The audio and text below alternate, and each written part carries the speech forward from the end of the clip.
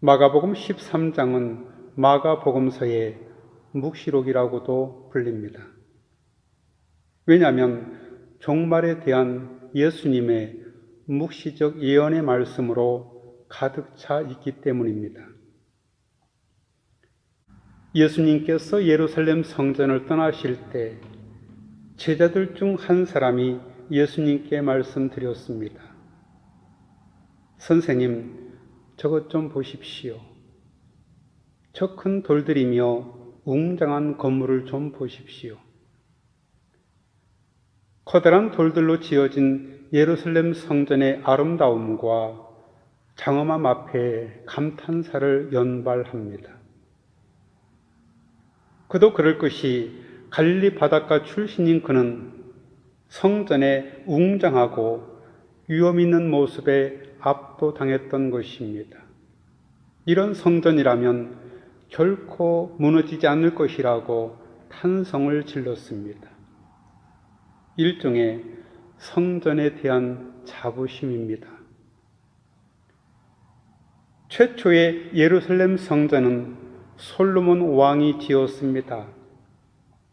그 성전은 기원전 587년 바벨론 제국에 의해서 파괴되었습니다. 기원전 536년 수룹바벨에 의해서 성전이 재건축되었습니다. 그것은 기원전 63년, 62년에 로마에 의해서 파괴되었습니다. 유대인들로부터 권위를 인정받지 못하던 헤롯 대왕은 유대인들의 환심을 사려고 기원전 20년부터 예루살렘에 거대한 성전을 건축하기 시작했습니다. 이 헤롯 성전이 바로 예수님 당시에 예루살렘에 있던 성전입니다. 이 헤롯 성전도 기원 후 70년에 로마 티투스 장군에 의해서 파괴되었고 오늘날에는 성전에 딸린 성벽만 남아 있습니다. 유대인들은 그 성벽을 통곡의 벽이라고 부릅니다. 제자의 탄성에 대한 예수님의 반응은 매우 준엄합니다. 예수님은 예상 밖의 말씀을 하십니다. 결코 손상되거나 파괴되지 않을 것 같은 이 견고한 성전이 장차 돌 위에 돌 하나도 남지 않을 만큼 완전히 파괴될 것이라고 예언하십니다. 예수님께서 그에게 말씀하셨습니다. 이 훌륭한 건물을 보느냐? 여기 있는 돌 하나도 그냥 쌓여 있지 않고 하나같이 모두 무너질 것이다. 제자들이 화려한 성전의 겉모습만 보고 감탄하고 있을 때 예수님은 타락한 예루살렘의 내면의 죄악을 들여다보고 계셨던 것입니다. 누가복음 19장 41절의 말씀은 몹시 슬퍼 마음 아파하시는 예수님을 이렇게 묘사하고 있습니다. 가까이 오사 그 도성을 보시고 우시었다. 따라서 이 예언의 말씀은 예루살렘 도성의 파괴를 전제하고 있습니다. 유대 역사가 요세푸스의 전쟁기에 의하면 주후 70년 로마 군대가 예루살렘을 점령한 후 예루살렘 성과 성전을 뿌리채 파괴시켰습니다. 예루살렘 성전이 파괴되는 재앙을 초기 그리스도인들이 직접 목격함으로 이 예언의 의미는 더욱 명확해졌습니다. 예수님의 이러한 성전 파괴에 대한 말씀은 예수님께서 재판받으실 때 고소 제목이기도 했습니다.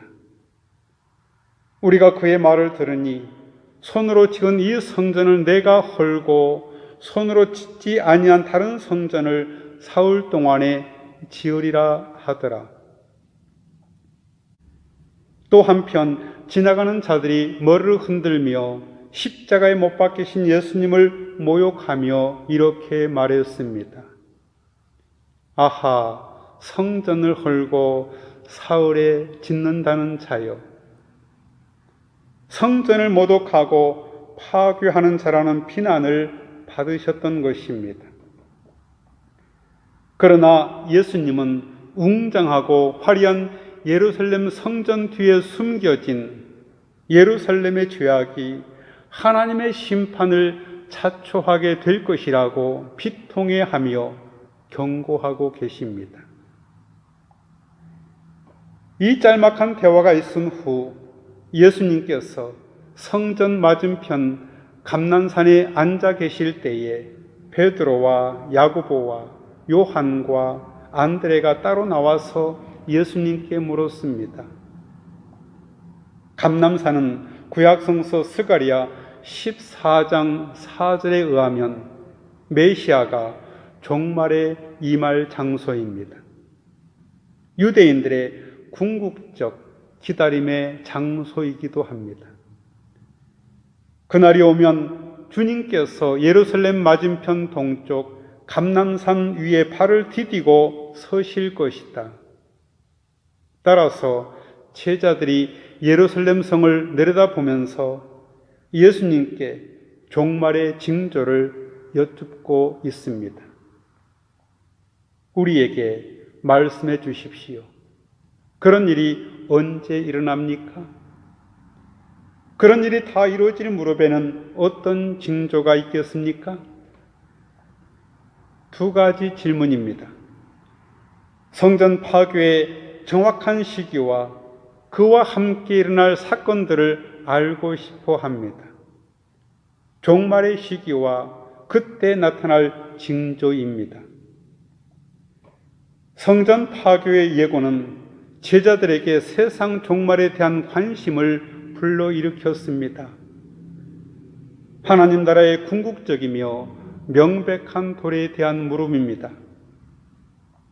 그것은 좀 나중에 유대 전쟁의 참극과 실제 예루살렘의 실질적 파괴에 직면하면서 초기 그리스도 교회 역시 동요시킬 동일한 물음입니다. 예수님께서 대답하셨습니다. 여기서 예수님은 시대의 종말과 관련된 사건들에 대해 말씀하시기 때문에 이 부분은 흔히 마가의 소묵시록이라고 불립니다. 먼저 미혹받을 만한 사건이 일어날 것에 대한 경고로부터 말씀을 시작하십니다. 그리고는 위로의 말씀으로 끝을 맺으십니다. 5절에 미혹을 받지 않도록 주의하라. 7절에 두려워하지 말라. 끝은 아니니라. 이 모든 것은 종말의 재난 자체라기보다는 다만 종말의 서론에 불과할 뿐이라는 것입니다. 어느 누구에게도 속지 않도록 조심하여라. 많은 사람들이 내 이름으로 와서 내가 그리스도다 하면서 많은 사람들을 속일 것이다. 종말의 서론으로 나타날 현상으로 거짓 선생들이 등장하여 사람들을 오도하고 미혹하며 스스로 예수라고 자칭하면서 메시아 행세를 하게 될 자들이 많아질 것이라고 하십니다. 이어 거짓 소문들이 돌 것이라고 말씀하십니다. 또 너희는 여기저기에서 전쟁이 일어난 소식과 전쟁이 일어날 것이라는 소문을 듣게 되어도 놀라지 말아라. 이런 일이 반드시 일어나야 한다. 하지만 아직 마지막은 아니다. 전쟁은 종말의 때를 나타내는 구체적인 표징이긴 하나 이것만으로 종말을 예견하지는 말라고 하십니다.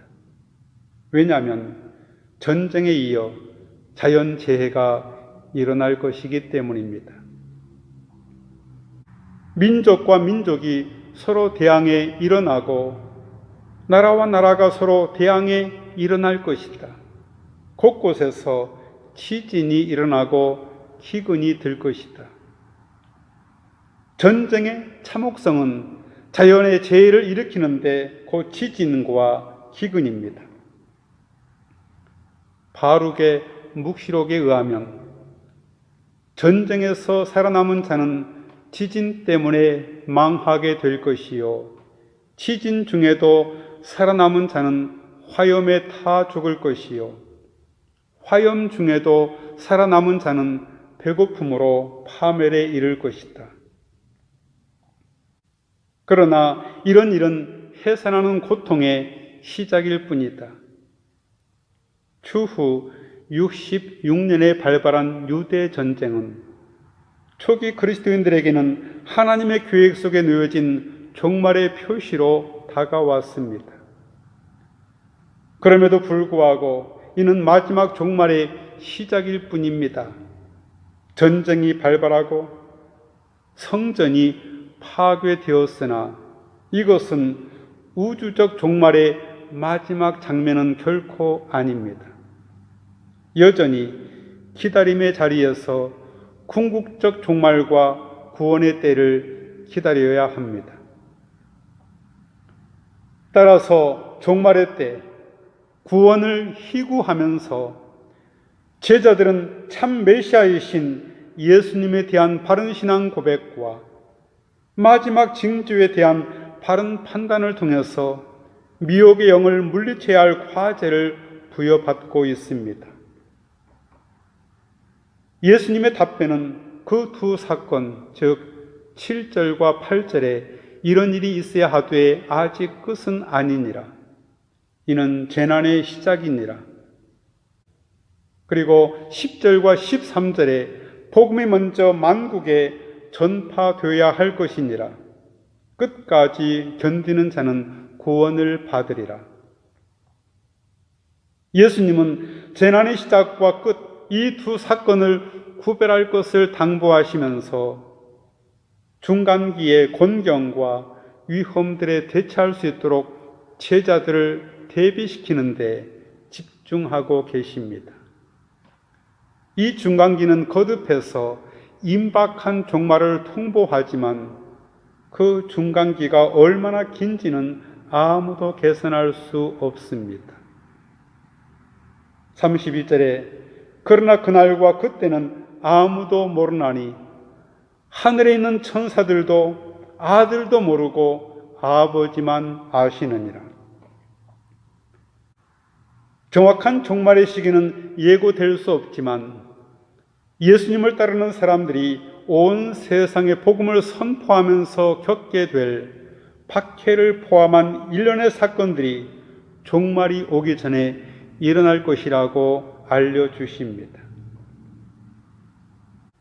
예수님의 이 가르침 위에 제자들은 반드시 서 있어야 합니다. 이것이 서 있어야 할 굳건한 토대입니다. 비록 여러 가지 징조들이 종말 즉 예수님의 재림을 암시한다 하더라도 재림의 정확한 시기는 하나님께서만 아십니다. 그러므로 이런 사실은 예수님을 따르는 사람들이 항상 깨어 있어야 한다는 엄중한 경고이기도 합니다. 같이 기도하겠습니다. 주님, 시대의 징조를 깨달아 아는 지혜를 주옵소서. 전쟁과 지진과 기근이 일어날 때마다 하나님의 뜻을 분별하게 하옵소서. 그리고 지금이 위기의 시기이면 회개하게 하시고 평화의 시기이면 주님께 감사드리게 하옵소서. 예수님의 이름으로 기도하옵나이다. 아멘.